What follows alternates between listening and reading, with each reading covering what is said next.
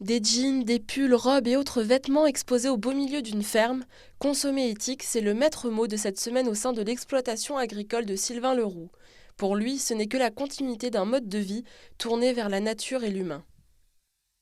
On colle à des valeurs qui sont bien sûr des valeurs de la permaculture, mais pas que.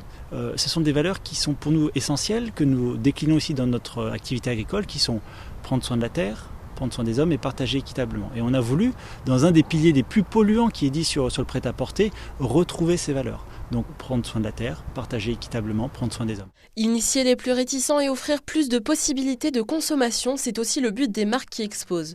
Elles cherchent à montrer les similitudes de la permaculture avec celles de la mode éthique. On travaille avec des marques qui font attention à d'où viennent les produits, ce qu'on en fait, qui essayent de replanter, de remettre en place des filatures qui étaient parties à l'étranger. Et c'est fabriqué en France, voilà, par exemple. Donc, ça a un côté environnemental fort, comme dans la permaculture. Et puis, il y a l'humain. En fait, l'humain qui est un autre pilier important, c'est comment on traite les personnes qui vont fabriquer, les salariés des entreprises françaises et en même temps, dans la permaculture, qui participent à ce projet. De nouveaux clients, mais aussi des habitués des lieux sont au rendez-vous pour déambuler entre vêtements et produits maraîchers. Satisfaits de cette collaboration, ils espèrent qu'elle ouvrira les esprits sur la consommation de masse. On vient régulièrement, enfin toutes les semaines.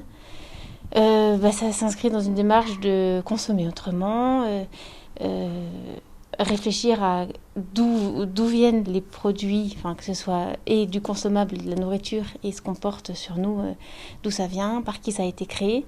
Ça montre bien un rythme de vie où peut-être c'est moins frénétique, et c'est aussi moins frénétique dans la consommation. On va peut-être pas acheter 1000 choses, mais par contre, déjà on est accueillis, on est conseillés, et puis voilà, le lieu est chaleureux, et voilà, c'est ça, c'est serein. Les vêtements seront exposés jusqu'à la fin de la semaine.